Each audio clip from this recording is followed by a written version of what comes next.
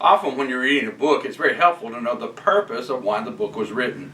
When the Apostle John wrote about the life of Jesus, he tells the purpose. In the last two verses, verses 30 and 31 of John 20, we learn what the purpose is.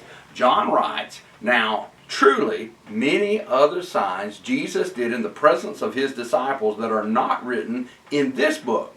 But these are written," here's the purpose, "these are written that you may believe that Jesus is the Christ, the Son of God, and that by believing you may have life in his name." Now there's several things that are very significant in this statement. First of all, you notice that he says that Jesus did many other signs that are not written in this book.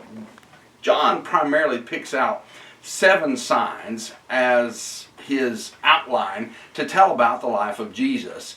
Obviously, when you read Matthew and Mark and Luke, there are many other signs or miracles that Jesus did that are not recorded by John. And probably, I think it's safe to say, there are many other miracles that Jesus did not recorded by any one of those gospel authors.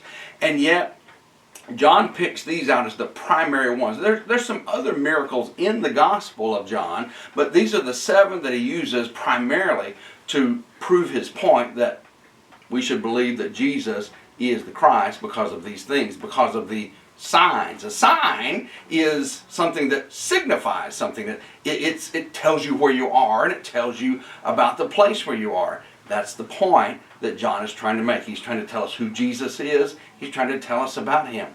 And then he tells us that these were written. It's significant. They're written.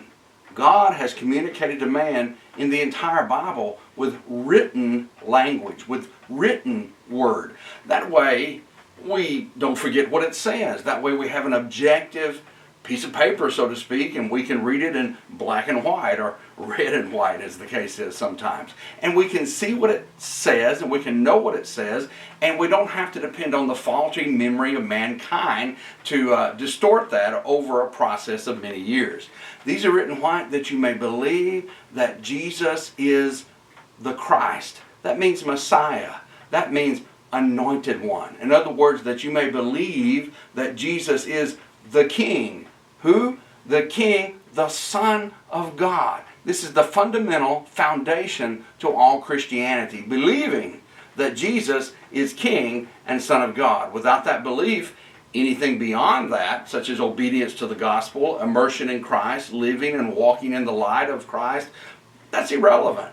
We must begin with belief before we can move into obedience.